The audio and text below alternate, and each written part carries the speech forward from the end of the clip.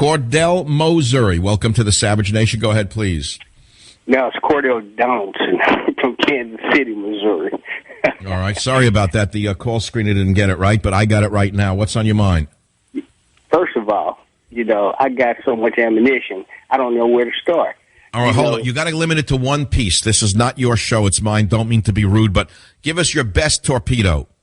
Play this, please. First of all, when did this become your beautiful country? How do you discover that? That's just like me going out there. Oh, it's my beautiful country because I love it. It's my beautiful country. You mean it's your beautiful country? No, it means it's the Native Americans and the Hispanics that was here first before you. Yeah, I heard that malarkey. I read the Native. Why don't you give them your house then if you have such a bleeding heart view of it all? Why don't you give them your house and possession since you stole it from them? No, I didn't steal it from them. The Caucasians stole it from them. The Caucasians stole what from who?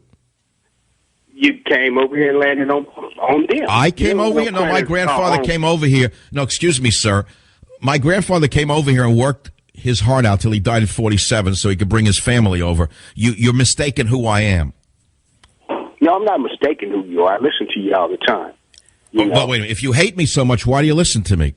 Limited to one. Now you want to have a conversation now, or you? I asked you a question. If you hate me so much, why do you listen to me every day? I don't hate anyone. That's good. Okay, we're on the first basis together. Good, which is that you're a Bolshevik, and I'm not a Bolshevik, but you don't hate anyone, which is good. A non-hating Bolshevik is a good start. But the fact of the matter is, not every American who lives here stole anything from the Native Americans, nor is everyone in this nation who has anything an individual who benefited from the slavery of Africans, which is another big lie. You did. You go get the strongest people on earth to build your country, and then you work for 300 years. Whoa. What are you talking about? What are you talking about? How could you walk around with such hatred in your heart and such a misconception of reality? You are obviously so brainwashed, there's no way to talk to you. No. So you mean all the subsequent waves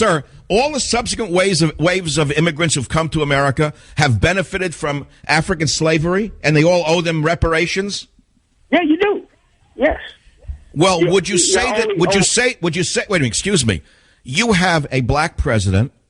You have the heads of almost every department in this government of African-American heritage. That's still not enough?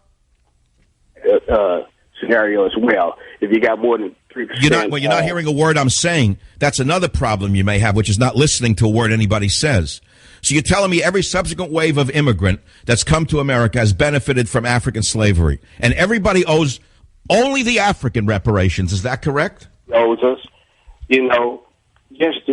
just Caucasian race. You're the only one knows. So we work for free. All right. But what about the Africans who have come here since slave times and have benefited from the works of the Africans who were enslaved? Should the African immigrants also be forced to pay reparations?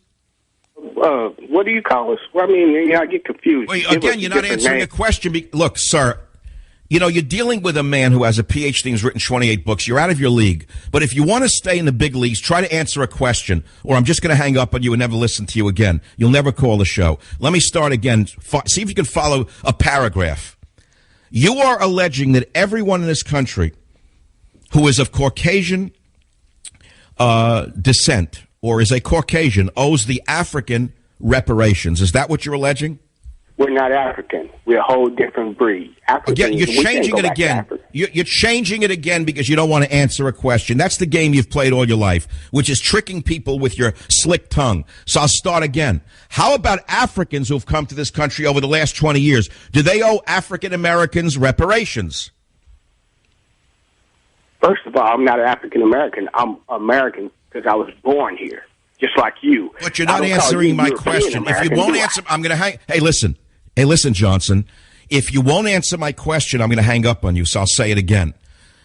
Would African immigrants who've come here over the last 20 years, who've built a life for themselves without begging anybody for anything or demanding handouts, because most of the Africans I know work very hard and they don't have a chip on their shoulder and demand that everybody pay them something.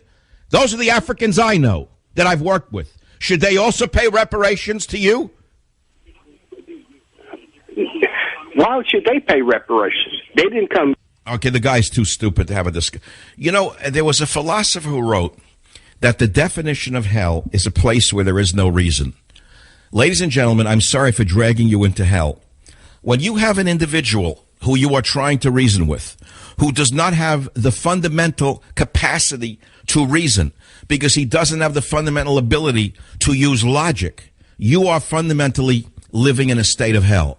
And so therefore, we will no longer talk to people who cannot reason. I'll be right back. Call Michael right now at 855-400-SAVAGE. That's 855-400-7282.